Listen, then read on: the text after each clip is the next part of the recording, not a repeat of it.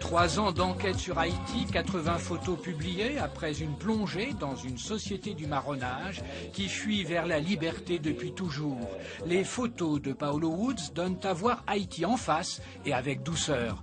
Dans quel état est le pays? Réponse mosaïque dans ce grand reportage admiratif de la cohérence du pays plutôt que de son désastre. Paolo Woods pour les photos et Arnaud Robert pour les textes signe État, un titre sec pour un livre ami d'Haïti.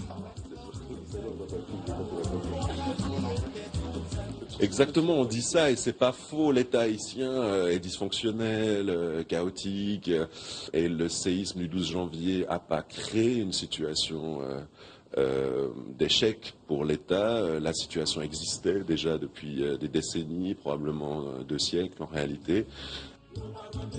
Mais qu'est-ce qui attache Paolo Woods à Haïti où il vit depuis 3 ans?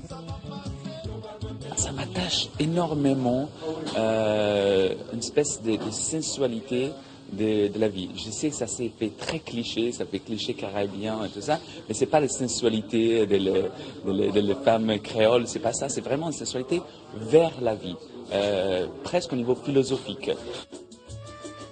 Le lecteur ébahi apprend que 2 milliards de dollars sont investis chaque année par les Haïtiens dans les loteries privées, près d'un quart du PIB.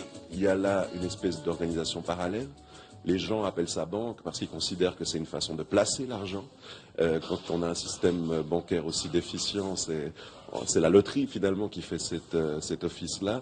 Ça, c'est une photo qui, pour moi, c'est une photo qui a un côté normal, parce que c'est ça que j'ai cherché beaucoup en Haïti. C'est pas l'extraordinaire, c'est pas les choses extrêmes, ni de la misère, ni de le vaudou. C'est une espèce de normalité, mais que derrière, il a tous des niveaux de vie haïtienne, parce que la borlette, c'est quelque chose qu'on joue à la borlette avec les numéros que nous donnent dans les rêves.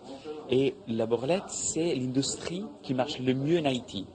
Et donc, on se rend compte qu'en quelque façon, Haïti marche sur les rêves de ses citoyens.